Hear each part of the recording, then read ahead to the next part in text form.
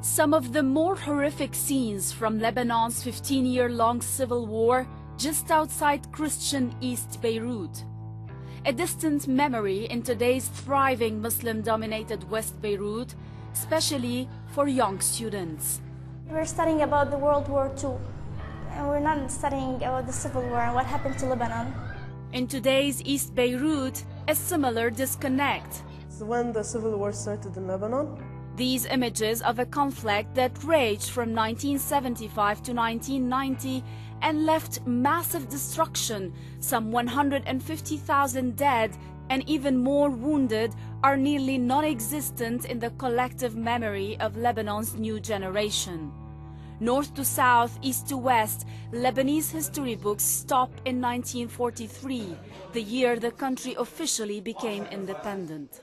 Teaching of history in the country, in Lebanon, remains, as it has always been, subject to the interests of various political groups. With 18 different religious sects and deep political divisions, writing a unified history book for Lebanon is nearly a mission impossible, with dangerous repercussions for the new generation. I'd not like to teach it because it is causing, well, let me say, a national dispute within the country. Lebanese people have different mentalities, have different perspectives, and therefore there is no one version or one something that is agreed upon so that we can make a unified history textbook. Back in class, the thirst for knowledge is unquenched. Marcel, a 16-year-old student, feels frustrated.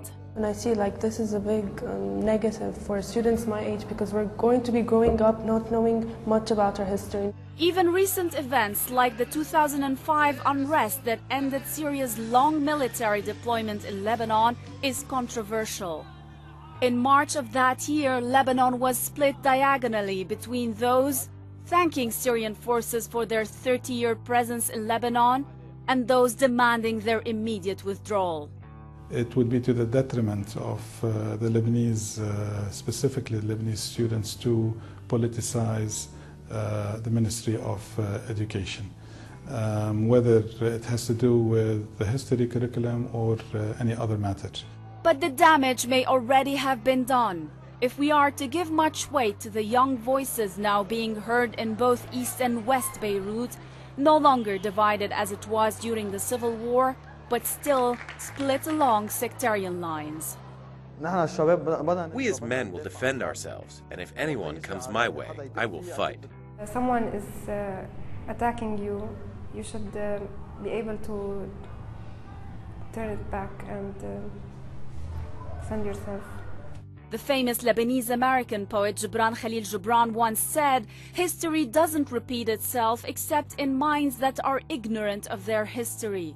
Lebanon still seems to be in search of its own history.